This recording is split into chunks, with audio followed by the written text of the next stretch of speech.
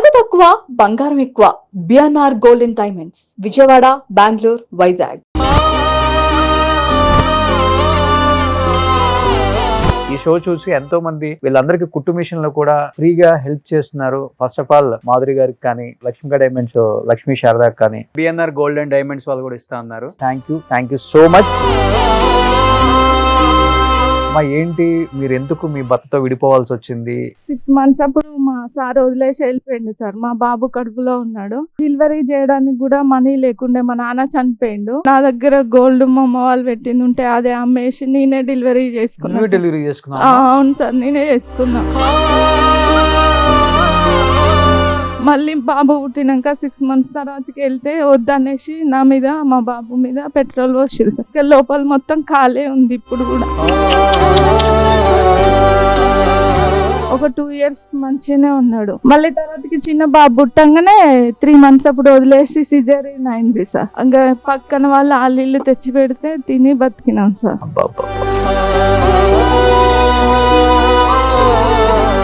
పిల్లల్ని నేనేమన్నా చేసుకొని చనిపోవాలనిపించింది సార్. అయితే మా బాబు 9 years ఉంటాడు. మమ్మీ మనం చనిపోవద్దు, నేనున్న అడుకొచ్చి కూడా పెడతా అని పక్కన వాళ్ళని అడుకొచ్చి చదువుకున్నాం సార్. ఒక్కదానివి 2 పిల్లల్ని పెట్టుకుని ఉంటున్నా. మా అమ్మని కూడా నేనే చూసుకుంటా. ఆమెకు కూడా నడుములు లేదు.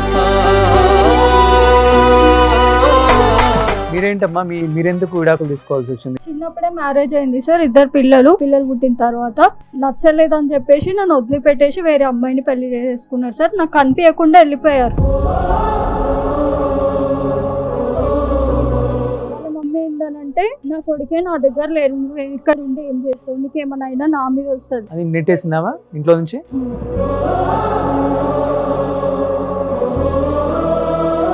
నా జీవితం అయితే మా అత్తమామ వల్లనే ఖరాబ్ అయిపోయింది సార్. నేను నిజంగా చెప్పగలుగుతాను. తనకు నేర్పించి కొట్టించి బాగా నన్ను వేడివేడి పప్పు పోసేవారు నా మీద. మీరేంటమ్మా మీ వయసు ఎంత ఉంటుంది? ఎందుకు మీరు విడిపోయారు? మా ఆయన లేడు సార్, చనిపోయింది పసికలై. ఎన్ని సంవత్సరాలు చేశారు పెళ్లి మీకు? చిన్నప్పుడే చేసారు సార్, 16 ఏళ్ళు. ఎంత ఇస్తారమ్మా డైలీ కూలికి వెళ్తే? 300 సార్. 300. పండగ వస్తే బట్టలని వాళ్ళ కోరికలు ఉంటాయి కదా పిల్లలకు కూడా. కొనం సార్ పండుగ గిట్ల అయితే అయ్యో వేసుకోర్రు అంటే వేసుకుంటారు వాళ్ళే. మీదేంటమ్మా ఏమైంది? 17 సంవత్సరాలు అవుతుంది పెళ్ళి అయ్యి. సంవత్సరం దాకా మంచిగా ఉండు. ఒక అబ్బాయి పుట్టిండు సార్. ఇంకో అబ్బాయి కడుపులో పడ్డాక 9 నెలలు అయింది. మా నాన్న చచ్చిపోయిండు. ఇటు మా అమ్మ వాళ్ళు చూపిస్తలేరు, ఆయన చూపిస్తలేడు. ఏం చేసావమ్మా డెలివరీ? గవర్నమెంట్ హాస్పిటల్ డెలివరీ అయినా సార్. నువ్వే వెళ్ళి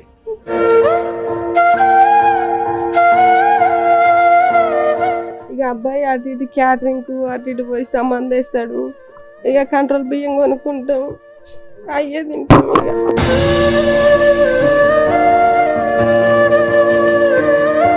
నేను అడగాలనుకుంటున్నా సార్, ఇప్పుడు అమ్మాయి పెళ్లి చేసుకొని అత్తగారింటికి పోతుంది, వాళ్ళు వద్దంటారు, అమ్మ వాళ్ళు వద్దంటారు, మరి మేము ఎక్కడ ఉండాలి సార్ సమాజంలో?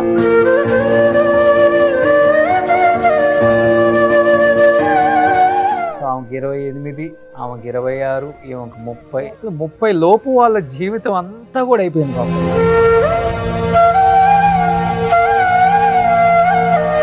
పల్లెటూర్లలో ఉన్న వాళ్ళకి మరీ ముఖ్యంగా చెప్తున్నాను, 13-14 ఏళ్ళకి పెళ్లి చేయద్దమ్మా దయచేసి. ఇది మాత్రం ఒక్కసారి ఆలోచించండి. అంత దారుణంగా ఉంటది. వీళ్ళని చూసిన తర్వాత అయినా కానీ అట్లీస్ట్ ఒక అమ్మాయికి ఒక 19-20 వచ్చేదాకా ఆగండి. 27 కుట్టు మిషన్లు అందరికి మేము ఫ్రీగా ఇస్తున్నాం అమ్మా. మా ద్వారా మాకు తోచిన సహాయం మేము చేస్తున్నాం. ఈ రోజు ఏ సంబంధం లేని మీకు ఈ రోజు ఒక అన్నగా మీరు ముందుండి ఒక కుటుంబం లాగా సుమన్ టీవీ వీళ్ళకి అండగా ఉండడం అనేది అది మా పొగడడం కాదు, ఇది అసలు చేతులెచ్చి నమస్కరించిన తక్కువే. Hi hello, welcome to Suman TV. నేను మీ Roshan and welcome to our show Jeevitha Vedika. And this show sponsored by BNR gold and diamonds. And first of all ఇక్కడ వచ్చిన అందరికి కూడా ఫస్ట్ ఆఫ్ ఆల్ నమస్తే అమ్మా. అండ్ సంధ్యారెడ్డి గారు నమస్తే.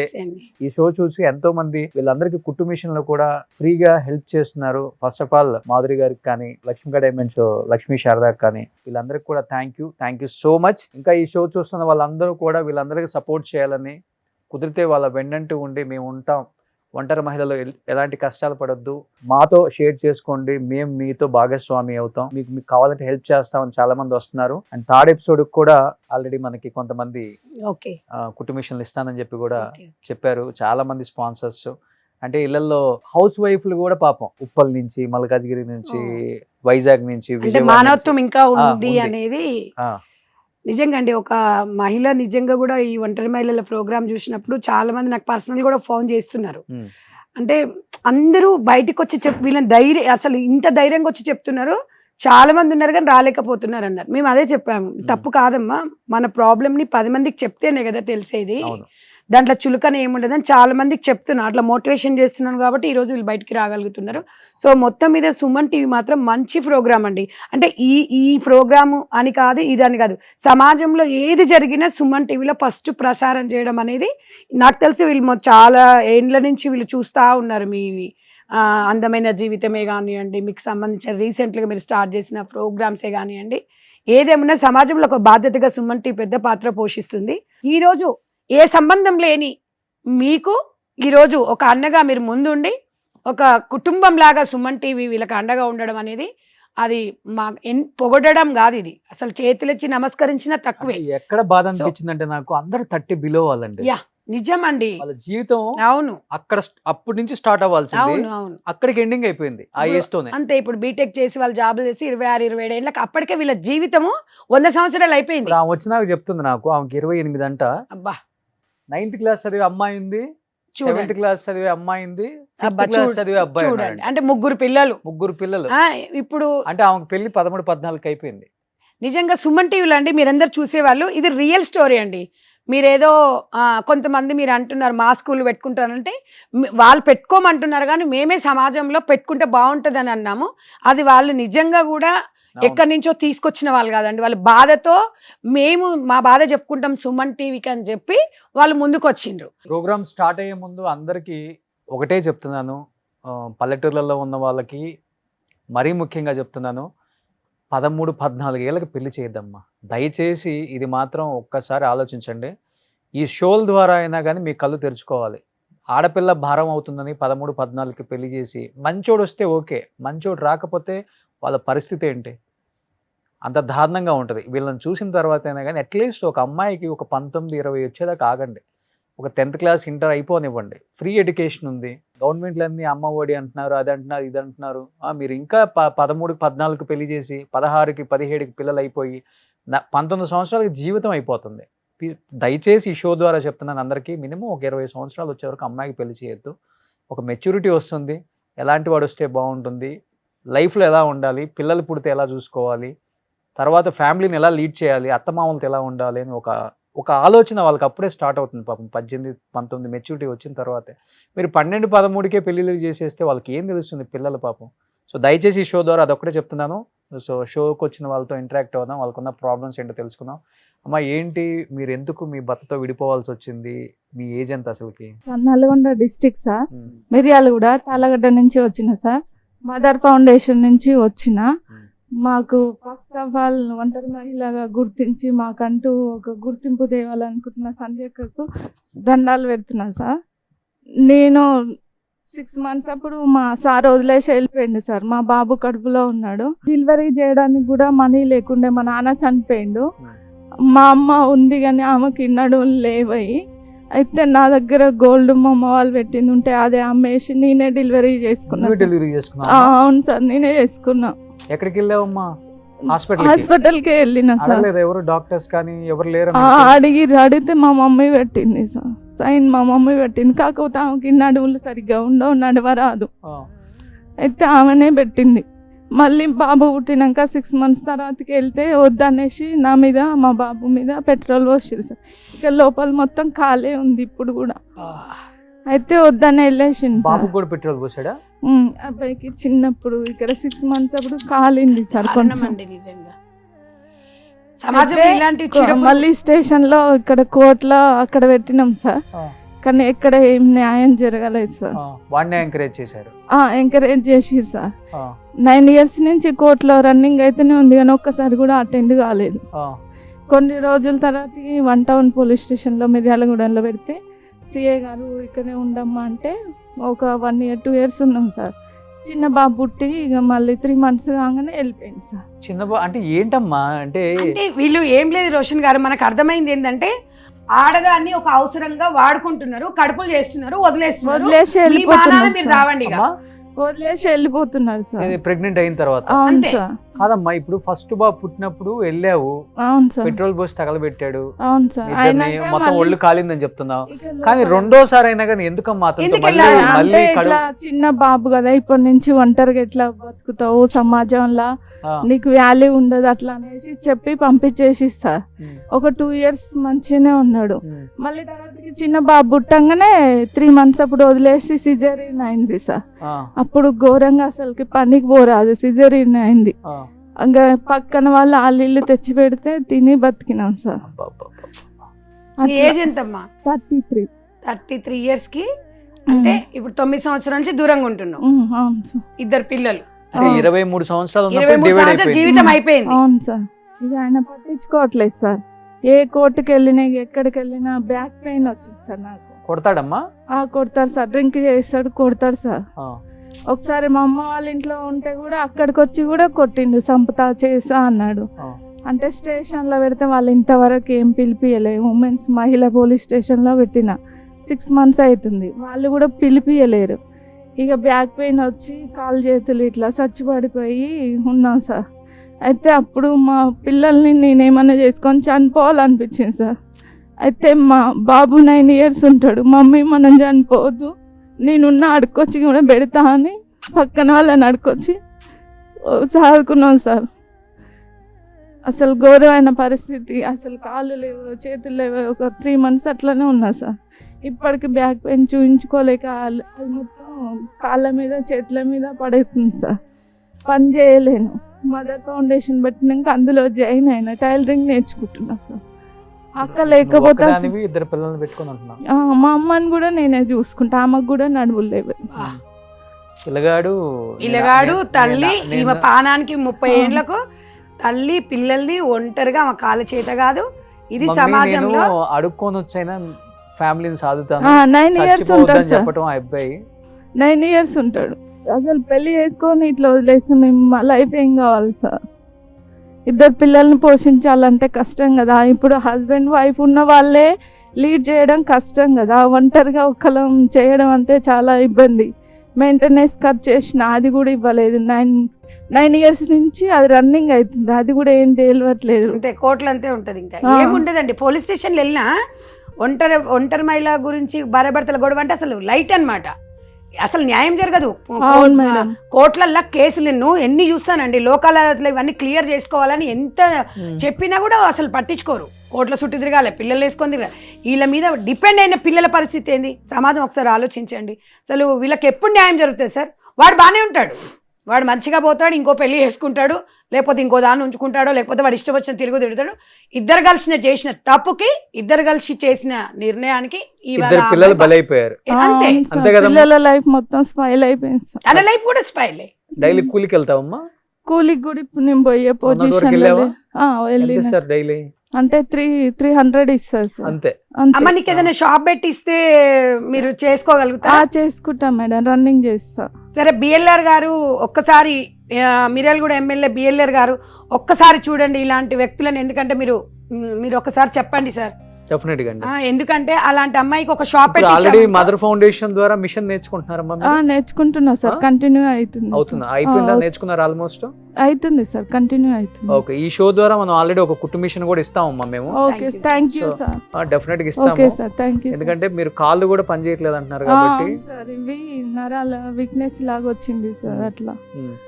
సార్ ఇప్పుడు నేను అడగాలనుకుంటున్నా సార్, ఇప్పుడు అమ్మాయి పెళ్లి చేసుకొని అత్తగారింటికి పోతుంది, వాళ్ళు వద్దంటారు, అమ్మ వాళ్ళు వద్దంటారు, మరి మేము ఎక్కడ ఉండాలి సార్ సమాజంలో? ఊర్లో ఉంటేనేమో చీప్గా చూస్తురు. ఏదన్నా కనీసానికి గవర్నమెంట్ నుంచి ఏదైనా సహాయం కావాలన్నా కూడా నీకు అత్తగారి ఇల్లు ఉందిగా అంటారు. అత్తగారింటికి పోతే వాళ్ళు రానియరు. అమ్మ వాళ్ళ ఇంటికాడ ఉంటే నీకు ఉంటే ఇక్కడ ఎట్లా ఇస్తారు అంటారు. మరి మేము ఎక్కడికి వెళ్ళాలి సార్?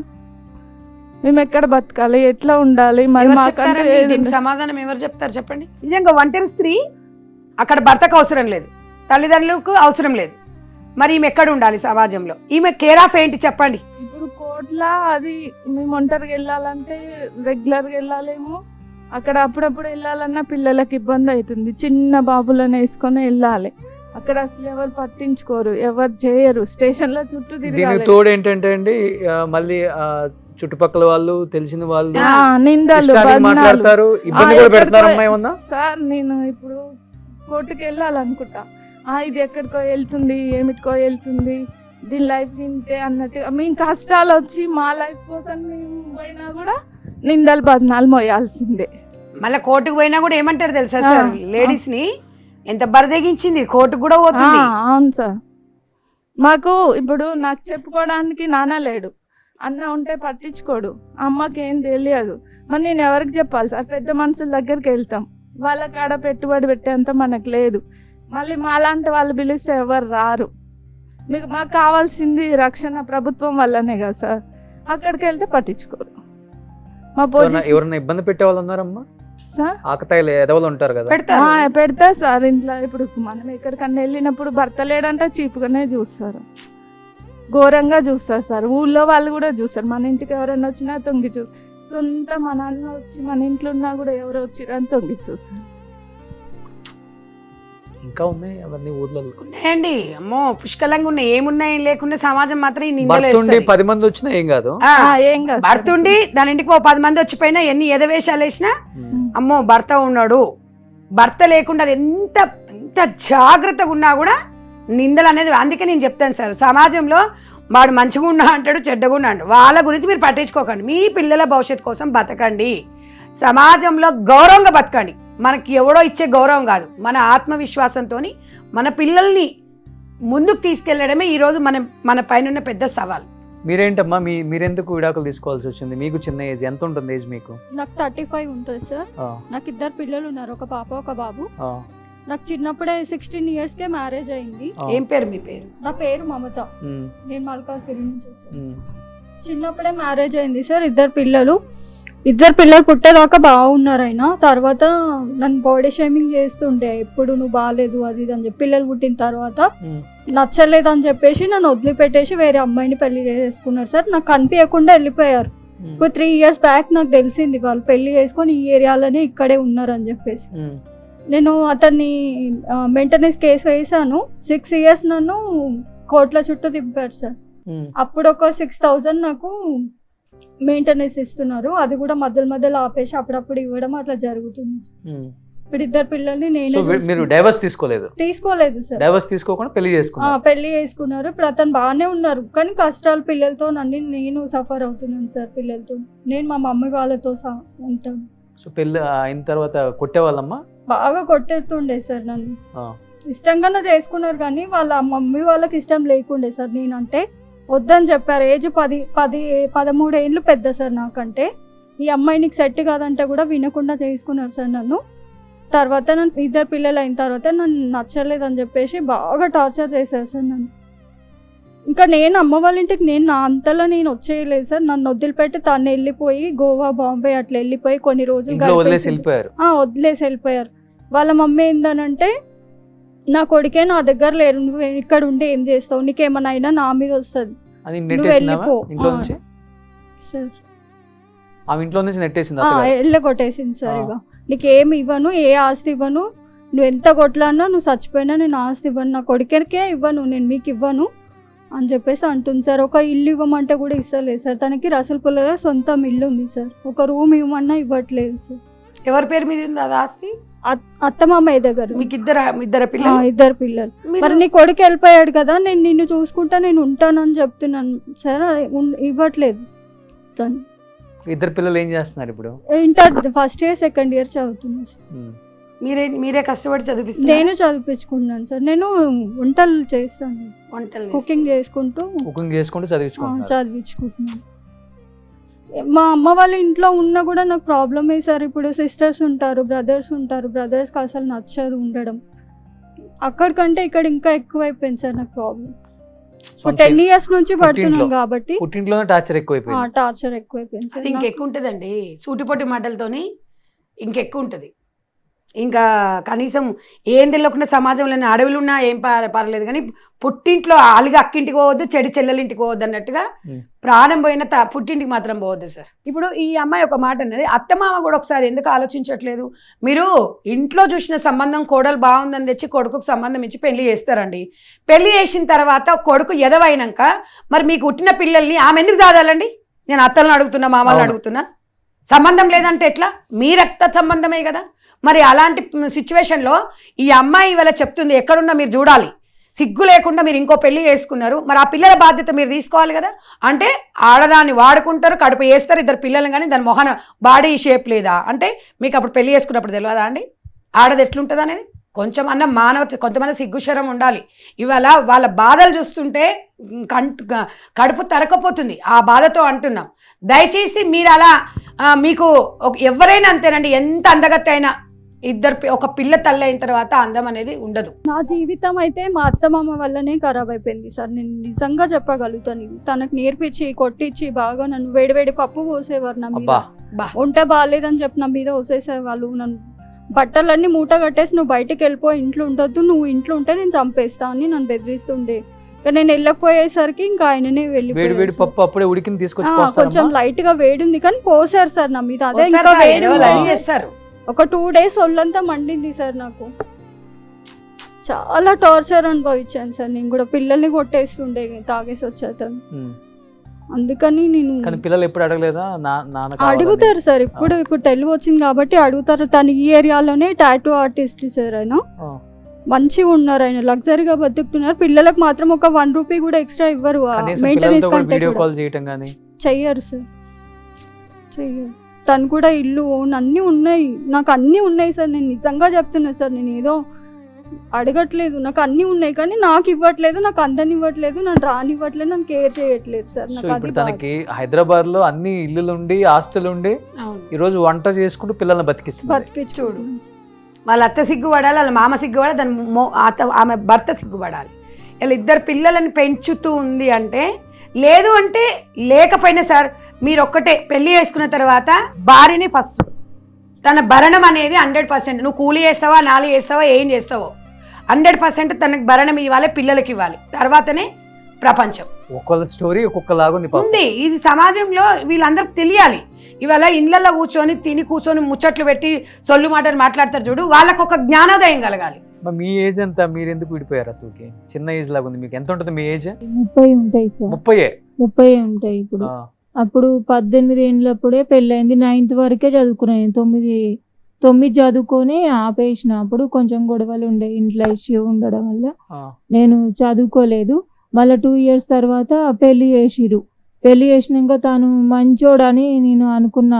తన్ని చూసినప్పుడే ఆయన మంచిగా నాకు నచ్చలేదు. కాకపోతే ఇక మా మేనమావలు చేసిరు అనమాట. వాళ్ళే ఒప్పించి చేసిరు. సరే అని చేసుకున్నా. పెళ్లి చేసుకున్నాక ఇక అతను తర్వాత అతను కూడా టార్చర్ పెట్టిండు సార్. ఆయన కూడా కొట్టేవాడు. ముక్కులంగా రక్తం వెళ్తట్టు కొట్టిండు సార్. గోడకు వేసి కొట్టిండు సార్. నన్ను కూడా మస్తు టార్చర్ పెట్టిండు సార్. అసలు ఆయనకి హెల్త్ బాగాలేదు. ఆయనకి హెల్త్ బాగాలేకుండా నాకు అసలు నా జీవితం నాశనం చేసిరు సార్. అసలు ఇప్పుడు మీ ఎమ్మెల్యే గారు బీర్లా గారు కదా, ఆయనే మేడం. గుండాలంటే అదే కదా, గుండాల మేడం.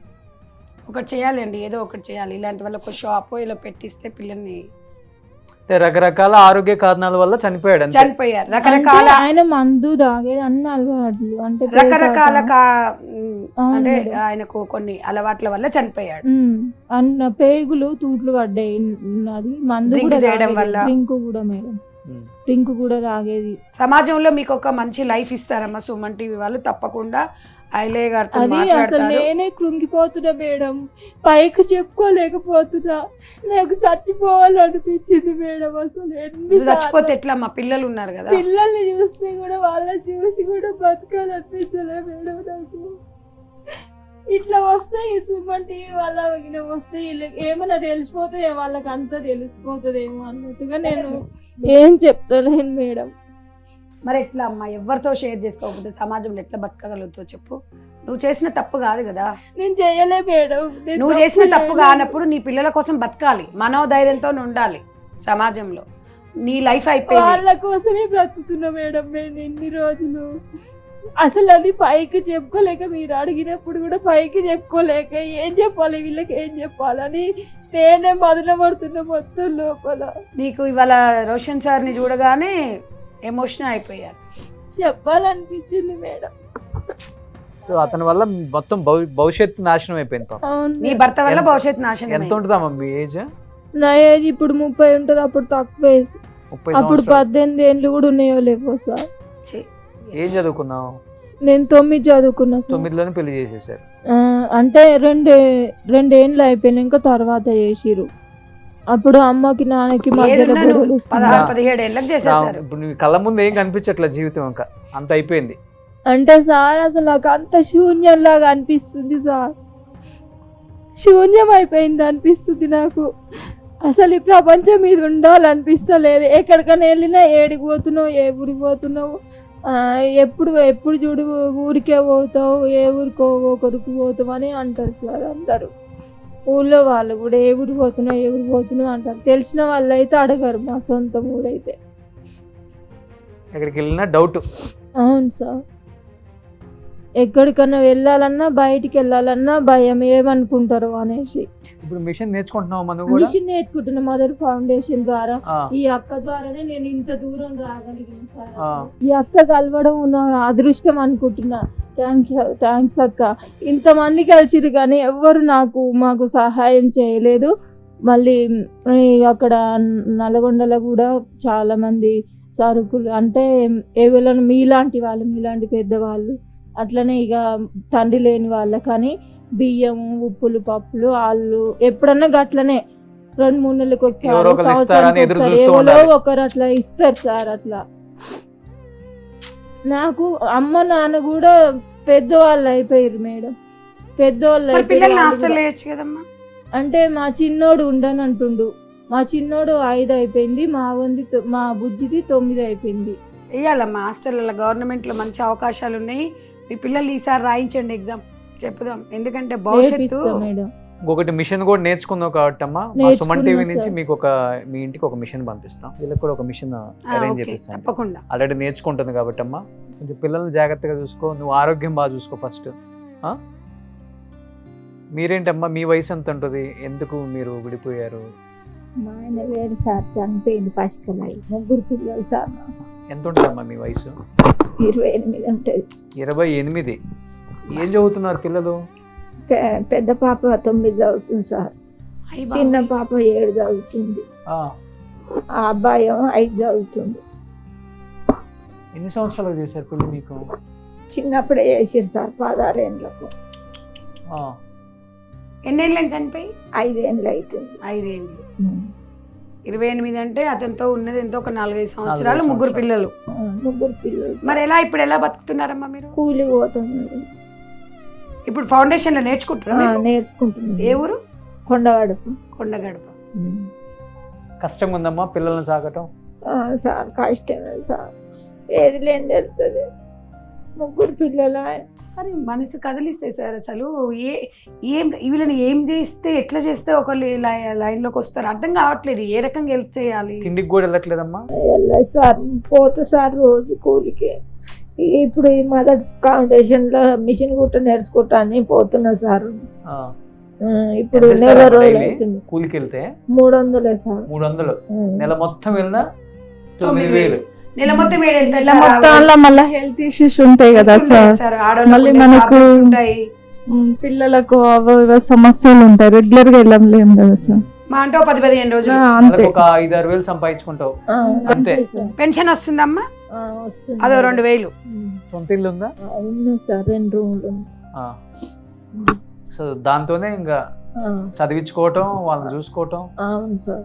ఏదేమున్నా ఆమెకు వచ్చి ఇప్పుడు 4-5 వేలు, ఆమె 2,000 6-7 వేలలో 3 పిల్లలు, చదువులు, మంచి చెడు ఆరోగ్యం. అబ్బా నిజంగా అండి. అబ్బా పండగ వస్తే బట్టలని వాళ్ళ కోరికలు ఉంటాయి కదా పిల్లలకు కూడా. ఏం కొంటారండి ఇంకా వాళ్ళ కొనం సార్, అమ్మా కొనం సార్. పండుగ గిట్ల అయితే అయ్యో వేసుకోర్రు అంటే వేసుకుంటున్నారు. నిజంగా అండి. మీరు ఎన్ని సంవత్సరాలైందమ్మా పిల్లలకు బట్టలు కొని మీరు? నిజంగా చెప్పండి. ఎప్పుడన్నా ఒక దసరాకే కొంటాం సార్. 1 yearకి ఒక్కసారి ఒక్కసారి. ఒక కొత్త డ్రెస్ తెచ్చుకుంటాం. దారుణంగా ఉందంటే పరిస్థితి. దారుణం అంటే అదే. ఇప్పుడు బట్టలు కూడా లేవు అనే పరిస్థితి ఉందంటే నిజంగా సుమన్ టీవీ ఈ ప్రోగ్రామ్ చూసేవాళ్ళు ప్లీజ్ అట్లీస్ట్ ఇలా ఏదన్నా ఒక హెల్ప్ చేయండి అలాంటి వాళ్ళకి. దయచేసి ఒక మానవత్వంతో. మాకు నిజంగా వింటుంటే చాలా బాధగా ఉంది. మీరు చూసేవాళ్ళకి కదా ఇక్కడ లైవ్ లో మాట్లాడుతుంటే వాళ్ళతో నిజంగా ఏడ్చి పాపం వాళ్ళ కన్నీళ్ళు కూడా వస్తుంది సార్. ఆమె చెప్తుంటే అంటే ఒక మహిళ ఎట్లుంటుంది సార్ అంటే ఇక ప్రతి క్షణం కుమిలిపోతుంటది లోపల. నీళ్లు రావు, ఇక బాధ అనేది ఇంకా మొత్తం పేనే ఉంటది తప్ప కళ్ళీళ్ళు రావు బయట. ఆ నీళ్ళు వస్తేనన్నా కనీసం తను ఫ్రీగా ఆగలుగుతుందని కాలేరు. రోజు తన జీవితం ఒంటరి జీవితమే కదా సార్. చూసుకునే వాళ్ళు ఉన్నారమ్మా? మీ అత్త మామలు చూసుకోరా పిల్లల్ని కనీసం? మా అత్త నెగలని రొల్లు పెట్టుకుంటుంది. ఊకే ఇంటి పక్క పంట ఉంటుంది. ఆమె రూమ్ లో నేను రూమ్ లో ఉంటాను. ఓ మళ్ళీ ఉన్న 2 రూమ్లలో ఒక రూమ్ ఆమె తీసుకుంటది. మళ్ళీ భర్త పోయినా మళ్ళీ ఆమెతో బాధలే. ఇది చూడండి సమాజంలో. పుట్టింటి వాళ్ళు ఎవరు సహాయం చేయరు. మా నాన్న ఏమన్నా పెడతాడు సార్. ఏమన్నా ఇక డబ్బులు లేనప్పుడు ఇస్తాడు. ఏమన్నా చేస్తారు పిల్లలు. వాళ్ళ మీద ఆధారపడి ఇంక బతుకుతున్నాం. అది వాళ్ళకి ఇష్టం వచ్చినప్పుడు చేస్తారు. మిషన్ నేర్చుకున్నావు కదమ్మా ఇప్పుడు నువ్వు కూడా? నేర్చుకుంటున్నా సార్. ఇప్పుడు నువ్వు పనికి పోలేనప్పుడు మిషన్ నేర్చుకున్నావు కాబట్టి కుట్టుకోగలవా? సో మనం ఛానల్ నుంచి కూడా ఒక కుట్టు మిషన్ పంపిస్తామమ్మా. మేడం మీకు అన్ని అరేంజ్ చేస్తారు. సో డెఫినెట్ గా మీరు కొంచెం స్ట్రాంగ్ గా ఉండండి. పిల్లలు పెద్దగా అయితే అదే పెద్ద ఆస్తి మీకు. మనోధైర్యంతో ఉండండి. 100% ఏ టైం ఏదో వచ్చినా చెప్పండి సుమన్ టీవీ వాళ్ళకి. తప్పకుండా ఒక పుట్టినీళ్ళు అనుకోండి సుమన్ టీవీ. తప్పకుండా మీలాంటి వాళ్ళకి హెల్ప్ చేస్తుంటారు. మీకు కుట్టు మిషన్ ఇస్తారు. దాని మీద మీరు మంచిగా నేర్చుకున్నారు కదా, ఇంకా బాగా నేర్చుకోండి. రోజు 2-3 జాకెట్లు కుట్టుకుంటే మీకు ఒక 300-400 వస్తాయి. మీరు హ్యాపీగా ఉండొచ్చు. ఎంత టైం పడుతుందమ్మా ఒక జాకెట్ స్టిచ్ చేయడానికి? 2 hours. గంట పడుతుందా? 2 hours. 2 గంటలు పడుతుంది. సో అది కూడా 4 గంటలు కష్టపడాల్సిందే. కష్టపడాలి ఏదో ఒక టైంలో. సో ఆమెకి 28, ఆమెకి 26, ఈమెకి 30, ఈమెకి 20, ఒక్కొక్కరు అన్ని 20. అసలు 30 లోపు వాళ్ళ జీవితం అంతా కూడా అయిపోయింది పాప.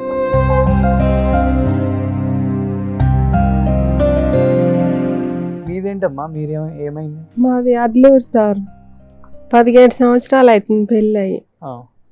1 సంవత్సరం దాకా మంచిగా ఉండు. ఒక అబ్బాయి పుట్టిండు సార్. పుట్టినాక మళ్ళీ వదిలిపెట్టిండు. కొట్టిండు, తిట్టిండు, రెల్లయింది, ఎలగొట్టిండు. ఎలగొట్టినాక మళ్ళీ ఇక మా వాళ్ళ కాడనే ఉన్నా 2 సంవత్సరాల దాకా. ఉన్నాక ఏం చేసిండు, మళ్ళీ తప్పు అయింది అని పెద్ద మనుషుల్లో వాళ్ళని తీసుకొని వచ్చిండు. మళ్ళీ తీసుకుపోయిండు. మళ్ళీ తీసుకుపోయినాక మళ్ళా ఇంకో అబ్బాయి కడుపులో పడ్డాడు. ఇదే పని. ఏం పని ఉండదు ఇదే పని. ఇంకో అబ్బాయి కడుపులో పడ్డాక 9 నెలలు అయింది. మా నాన్న చచ్చిపోయిండు. ఇటు మా అమ్మ వాళ్ళు చూపిస్తలేరు, ఆయన చూపిస్తలేడు. 9 నెలలు కడుపుతో ఉన్నారు. మా నాయన చచ్చిపోయిండు. అంటే 2వ కడుపు చేసి మళ్ళీ పట్టించుకుంటలేడా? లేదు. ఏం చేసావమ్మా డెలివరీ? గవర్నమెంట్ హాస్పిటల్ డెలివరీ అయినా సార్. వెళ్ళి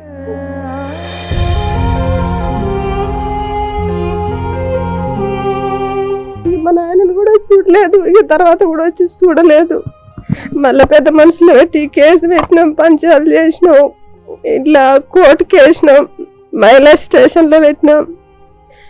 పెట్టినా కూడా పట్టించుకుంటలేడు, వస్తలేడు. ఇక చిన్న అబ్బాయిని అటు ఇటు ఒక 2-3 ఏళ్ళు పని చేసుకుంటే చిన్నగా చదువుకున్నా సార్. ఇక పెద్దయినా కొంచెం పెద్దగా అయిండు. పెద్దగా అయినాక ఆయన చదువుకుంటూనే ఉండు. ఇక చదువుకుంటుంటే మధ్యలో నడుము నొప్పి వచ్చింది సార్. మళ్ళా అదేలే ఇంకెవరు పట్టించుకోవాలి లేక డెలివరీ టైంలో అన్ని పనులు మీరే చేసుకోవటం వల్ల ఆ టైంలో పడ్డ ఎఫెక్ట్ నడుము నొప్పి వచ్చి ఒక 2-3 లక్షల లెక్క అయినాయి సార్. ఆడీడ తెచ్చుకొని చూపించుకున్నా. చూపించుకుంటా కూడా ఇక అట్లా ఇట్లా చిన్నగా ఇక కవరప్ అవుతుంటాగానే కూడా ఇక పట్టించుకుంటారు లేరు పెడతారు లేరు. అత్త దగ్గరికి రానియది, మా ఆయన దగ్గరికి రానియడు. ఇక వాళ్ళ బతుకు వాళ్ళదే. ఇక ఇప్పుడు ఎన్నేళ్ళు అయింది? ఉన్నాడు ఆయన ఉన్నాడు, ఉన్నాడు ఉన్నాడు. సార్. విడాకులు లేదు, ఆ? విడాకులు ఏమీ లేదు. ఇయ్యలేదు. ఈ పల్లెటూర్లలో ఇవ్వరు. ఇవ్వరండి, ఆ, ఇవ్వరు. సో కళ్ళ ముందు ఇంకో దాన్ని తెచ్చి పెళ్లి చేసుకున్నా కూడా ఏం చేయలేని పరిస్థితిలో ఉంటారు వీళ్ళు. మళ్ళీ పెళ్లి చేసుకున్నాడమ్మా. ఇక చేసుకున్నా చేసుకోలేదు తెలియదు సార్. ఇక మా ఇంట్లో అసలు ఫోనే గీనే వచ్చుడు పోడు, పిల్లలు ఎక్కడన్నా కలిసినా కూడా మాట్లాడాడు.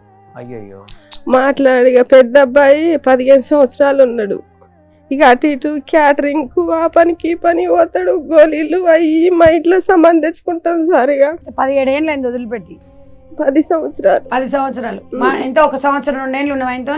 ఫస్ట్ అబ్బాయి అప్పుడు సంవత్సరం ఉన్నా, మళ్ళా 2 సంవత్సరాలు గ్యాప్, 2 నెలలు ఉన్నావు, మళ్ళా ప్రెగ్నెంట్ వచ్చింది వచ్చేసినావు. కొట్టి అంతే, వాడి పని వాడు పిలుచుకుంటాడు, ఆ అవసరం తీర్చుకుంటాడు, కడుపు చేస్తాడు, బయటకు. ఒక్కటేనండి సమాజంలో నిజంగా మగవాళ్ళ విషయంలో మొదలు పెడితే ఇవాళ ఆడది నిజంగా గొప్పది.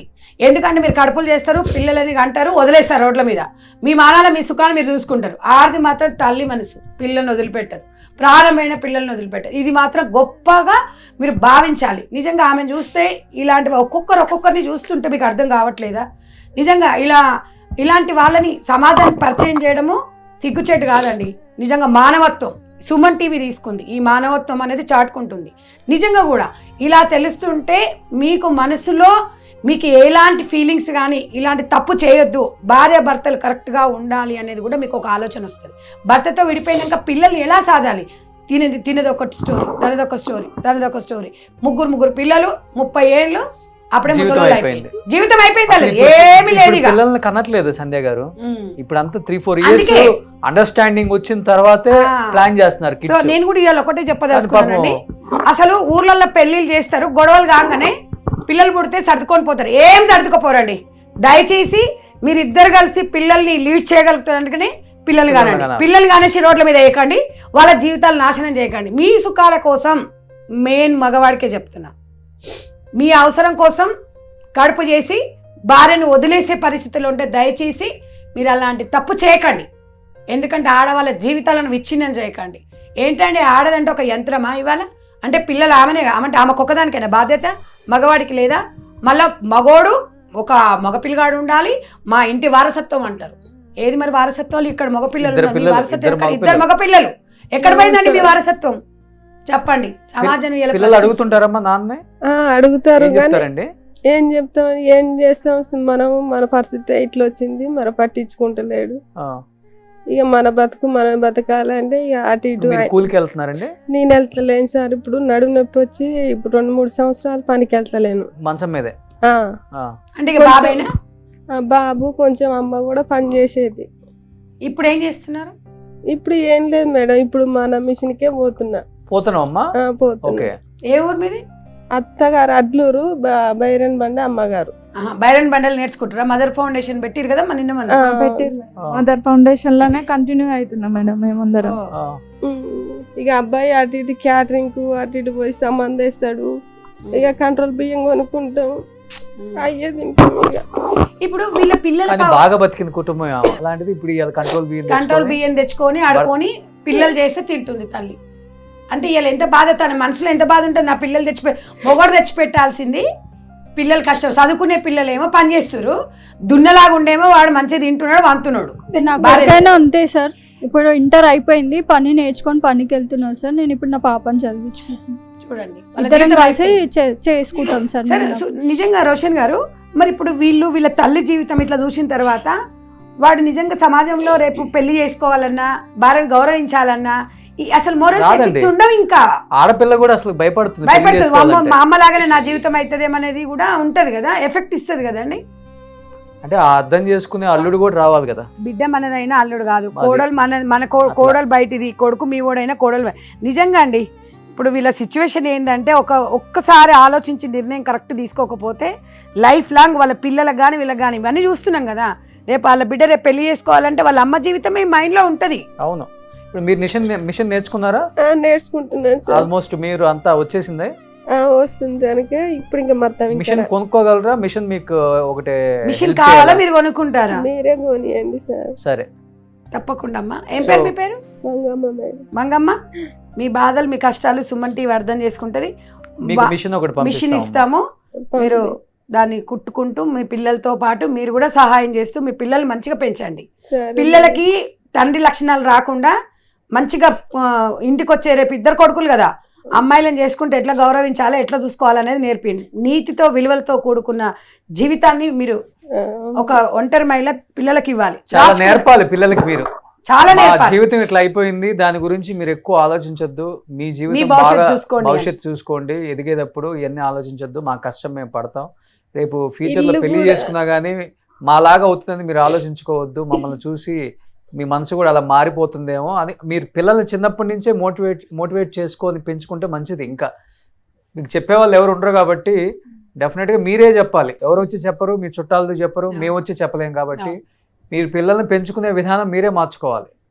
అందరికి చిన్న చిన్న పిల్లలు ఆల్మోస్ట్ 10 సంవత్సరాలు, 7 సంవత్సరాలు, 9 సంవత్సరాలు ఈ వయసులో వాళ్ళకి అన్ని అర్థం అవుతుంటాయి. మా అమ్మ ఇలా అయిపోయింది, మా అమ్మ బతికిలా అయిపోయింది, మా అమ్మ కూలి ఏడిస్తే ఏడవనియరు మేడం.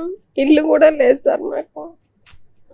అమ్మోళ్ళు ఇంట్లుంటే ఇక వదినంటే వాళ్ళ ఇల్లుగా వేరే తిరిగి అంటారు. పక్కన గవర్నమెంట్ స్థలం ఉంటే ఆడ గుడి చేసుకున్నా. అది ఎప్పుడు బీకేస్తారు? అది ఇప్పుడు బీకేసేదో కూడా తెలియదు. దుర్భరమైన జీవితం అండి ఒంటరి మహిళ జీవితం. ఇట్లాంటి పరిస్థితి ఎవరు కూడా రావద్దు సార్. సో మీరు అంతా కోఆర్డినేట్ చేస్తుంటారా? ఇంకా ఎంతమంది ఉన్నారు ఆమెకి ఆ నియోజకవర్గంలో ఇలాంటి వంటలు? చాలా మంది ఉన్నారు అన్నయ్య ఇలాంటి వాళ్ళు. నా ఆ. పేరు ప్రవనంద. ఆ, సంధ్యక్క ముందుకు రావడం వల్ల ఈ ఒంటరి మహిళలు ఇక్కడికి వచ్చిన వాళ్ళే ఇంతమంది ఉన్నారంటే సమాజానికి భయపడి, బంధువులకి భయపడి ఇక్కడికి వస్తే ఏమనుకుంటారు, వాళ్ళు చేసేది ఏముండదు అన్నయ్య. బాగాలేదు అన్నప్పుడు వచ్చే వాళ్ళు ఉండరు, పెట్టే వాళ్ళు ఉండరు, సూటిపోటి మాటలు అంటుంటారు. ఇంకా అక్కడికి వెళ్తే హెల్ప్ చేసే వాళ్ళు ఉన్నా కూడా ఇప్పుడు సంధ్యక్క ముందుకు వచ్చి వీళ్ళకి హెల్ప్ చేస్తుంది. అట్లా చేసినా కూడా సమాజం అంటనే ఉంటారు, అక్కడి వరకు వెళ్ళి ఇంటి పరువు తీసుకోవాలా ఎందుకని. ఆ పెట్టరు, పెట్టనిచ్చే వాళ్ళని కూడా పెట్టనియరు. ఒక సంధ్యక్క మదర్ ఫౌండేషన్ ద్వారా ఇంతమందికి కుట్టి మిషన్ నేర్పిస్తూ వాళ్ళకి ఒక జీవిత ఉపాధి కల్పిస్తూ హెల్ప్ చేస్తున్నారు. అక్క కూడా ఇంకా అక్కకి ఎవరైనా హెల్ప్ చేసే వాళ్ళు ఉంటే ఇంకా ముందుకు తీసుకెళ్తుంది అక్క. ఇంకా ఇలాంటి దారుణంగా వాళ్ళని. ఉందా ఒక్కొక్కరి పరిస్థితి ఒంటరి మహిళలు? చాలా దారుణంగా ఉంటాయి సార్. తినడానికి తిండి లేక ఇబ్బంది పడే వాళ్ళు కూడా ఆడుకొని ఉన్నారు తినే కదా? వాళ్ళు కూడా ఉంటారు సార్. అయ్యయ్యో.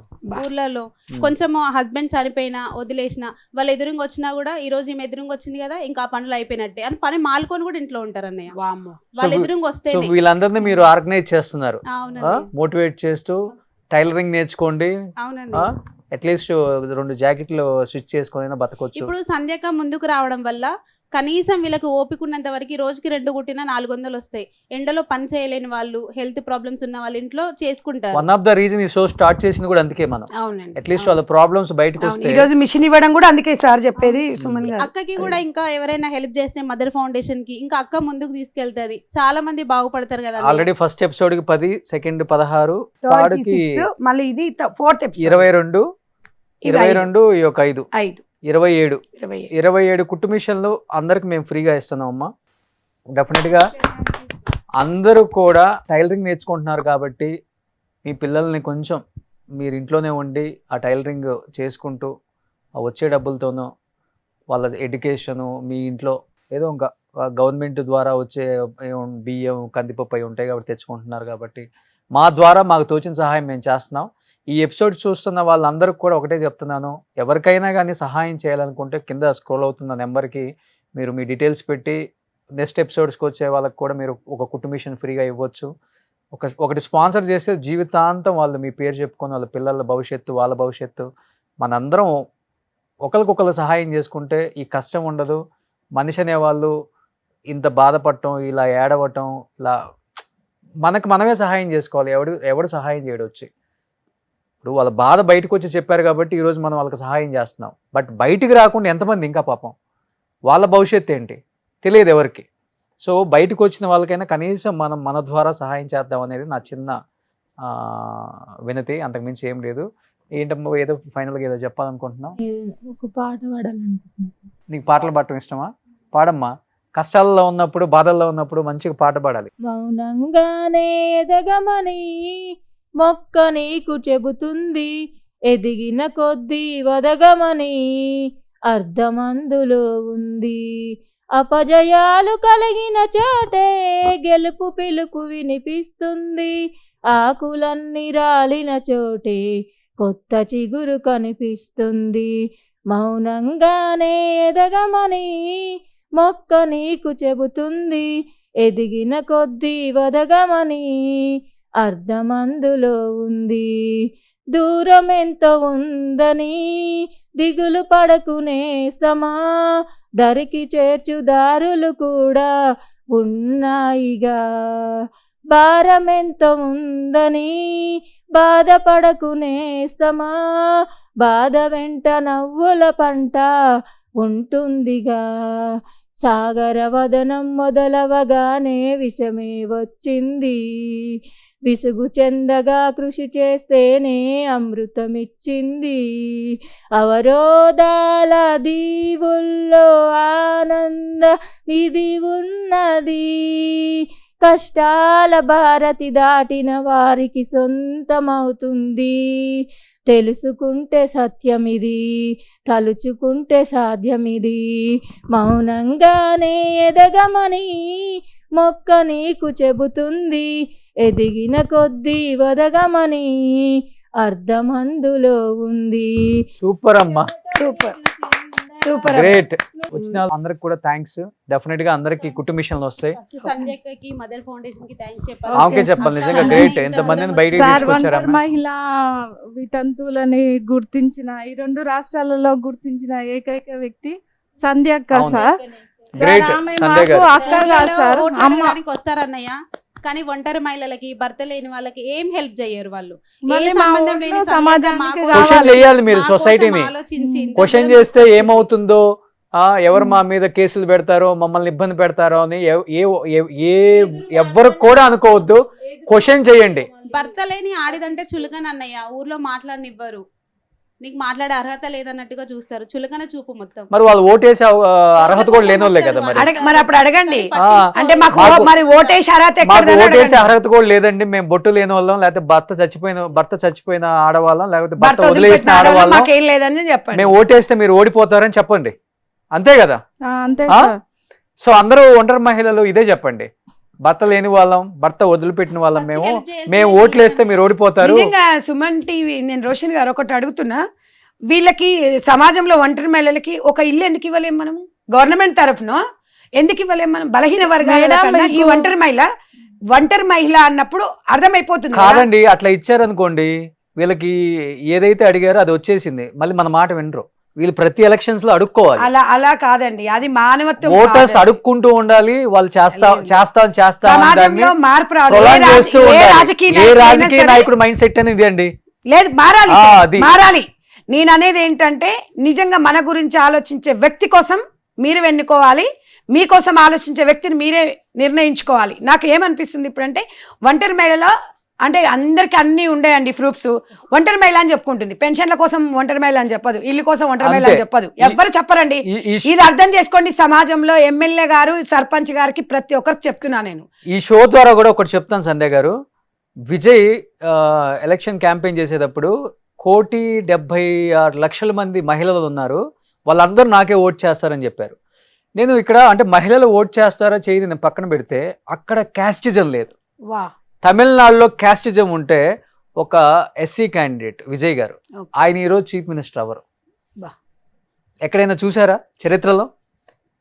మన ఆంధ్రాలో, తెలంగాణలో ఎంత క్యాస్ట్ ఫీలింగ్ తీసుకొచ్చారంటే నాయకులు రుద్దేశారు మన మీద. రెడ్లు, కమ్మ, కాపు అని రుద్దేశారు. దయచేసి అన్న, ఎవరైతే చిన్న చిన్న లీడర్స్ ఉంటారో మీరు వెళ్ళి రుద్దద్దన్న. నియోజకవర్గాలలో ఉన్న క్యాడర్ మీద, కార్యకర్తల మీద రుద్దేసి మన కాపోడిని గెలిపించుకోకపోతే మనం ఎట్లా, మన రెడ్డోని గెలిపించుకోకపోతే మనం ఎట్లా, మన కమ్మోళ్ళని గెలిపించుకోకపోతే మనం ఎట్లా, గెలిచి ఏం చేస్తున్నారన్న వాళ్ళు. ఎందుకన్నా ఈ క్యాస్టిజం మనకి? నేను 3 days చెన్నై ఎలక్షన్స్ జరిగినాక రిజల్ట్ రోజు వెళ్తే నేను ప్రతి ఒక్కరిని అడిగాను. అక్కడ మనకు చెప్పాలంటే ముస్లిమ్స్ ఎక్కువ, ముస్లిమ్స్ కూడా చాలా ఎక్కువ మంది ఉన్నారు. ఇంకొకటి ఈ డిఎంకే, అన్నా డిఎంకే, ద్రవిడ పార్టీస్ అవి. అలాంటి ఒక స్టేట్లో విజయ్ లాంటి ఒక వ్యక్తి, ఒక ఎస్సీ, అతను కూడా అలాంటి వ్యక్తిని మేము కావాలనుకున్నాము, ఎందుకు కావాలనుకున్నారు నేను అడిగా కొంతమందిని. అక్కడ అడిగితే caste చూడలేదు. మాకు కావాల్సింది క్యాస్ట్ కాదండి, మాకు స్టెబిలిటీ, ఎవరు బాగా చేస్తారో అలాంటి నాయకుడు మాకు కావాలి. క్యాస్ట్ మాకెందుకండి, మా స్టేట్ని ఎవరు డెవలప్ చేస్తారు, అతను డెవలప్ చేయకపోతే అతనికి మేము ఆప్షన్ ఏమో నెక్స్ట్ వేరే వాళ్ళకి ఇస్తాం. అట్లా మాకు కావాల్సింది ఆల్టర్నేటివ్గా చేసే నాయకుడు అంతే. క్యాస్ట్తో మాకేం పని అండి అని చెప్తున్నారు. తమిళనాడు లాంటి ఒక స్టేట్లోనే అలా ఆలోచిస్తున్నారంటే అక్కడ ఇంకా చదువుకున్న వాళ్ళ సంఖ్య చాలా తక్కువ. అలాంటిది మన తెలంగాణ, మన ఆంధ్రాలో చదువుకున్న వాళ్ళు ఎక్కువ, జాబులు చేసే వాళ్ళు ఎక్కువ, బాగా రిచ్ ఫ్యామిలీస్ అందరూ చెప్పాలంటే ఎక్కువ మంది. మనకెందుకన్నా క్యాస్ట్, అసలుకి మనకి ఎవడు మంచిగా చేస్తే వాడికి ఓటేద్దాం, వాళ్ళనే మనం ఎంకరేజ్ చేస్తాం. అతను వేయకపోతే మళ్ళీ చేయకపోతే వేరే వాడిని మనం మళ్ళీ అంతే. మనం ఎలక్ట్ చేసుకుంటాం, మళ్ళీ ఇంకొకటి వస్తాడు మనకి. దయచేసి క్యాస్ట్ అనేది రుద్దొద్దు, మీకు మళ్ళీ చెప్తున్నాను. అంటే నేను చెప్పే అంత టోన్నా కాదా అని పక్కన పెడితే, దయచేసి ఆ నాయకులు మన మీద కావాలని వచ్చి క్యాస్ట్ రుద్దుతున్నారు. మనం వాటికి లొంగొద్దు. దయచేసి క్యాస్ట్ని తీసి పక్కన పెడదాం. మనకి ఎవడైతే మంచి చేస్తారో అలాంటి నాయకుడికి మాత్రమే ఓట్ చేద్దాం. నేను తమిళనాడులో తిరిగి వచ్చాను కాబట్టి నేను అక్కడ చూశాను. ప్రతి ఒక్క ఓటర్ మైండ్ సెట్, వాళ్ళ పల్స్ కనుక్కుంటే అస్సలు క్యాస్ట్ గురించి మాట్లాడలేదండి. అట్లా అనుకుంటే ద్రవిడ పార్టీసే రావాలి, డిఎంకే రావాలి. విజయ్ ఎందుకు వస్తాడు అక్కడ? ముస్లిమ్స్ ఎందుకు వేయాలి, ఎస్సీకి వేయకూడదు కదా. అట్లా అనుకుంటే మరి వాళ్ళందరూ ఒకటే కోరుకున్నారు, మాకు మార్పు కావాలి. అది విజయ లేకపోతే ఇంకొకళ్ళ అని కాదు, మార్పు అయితే మార్పు కావాలి.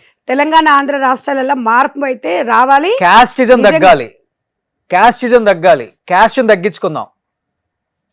అది తగ్గించుకుంటే అట్లీస్ట్ మనం బాగుపడకపోయినా కానీ మన ఫ్యూచర్ జనరేషన్ వచ్చే మన పిల్లలన్నా బాగుపడతారు, డెవలప్మెంట్ ఉంటుంది. సో దయచేసి ఈ షో ద్వారా నేను చెప్పాలనుకున్నాను కాబట్టి మీ అందరికి చెప్పాను. ఈ షో ద్వారా నేను కూడా ఒకటి చెప్పాలనుకుంటున్నా. ఊర్లలో చిన్న పిల్లలకే పెళ్లిళ్ళు చేసేస్తారు అన్నయ్య. ఆడపిల్ల ఉంది అంటే భారంగా భావిస్తారు. కొడుకుని ఎంతైనా చదివిస్తారు, కొడుకు కోసం ఎంతైనా సంపాదిస్తారు.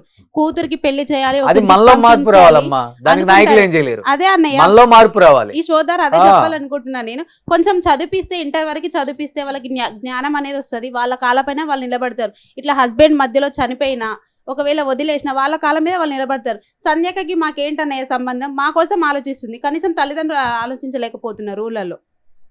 సో ఎనీహౌ థ్యాంక్ యూ సంధ్య గారు, థ్యాంక్ యూ సో మచ్ అమ్మ, వచ్చిన అందరూ కూడా థ్యాంక్ యూ. సుమన్ టీవీలో మీ పర్సనల్ అండ్ బిజినెస్ ప్రమోషన్స్ కోసం కింది నెంబర్కి కాంటాక్ట్ చేయండి.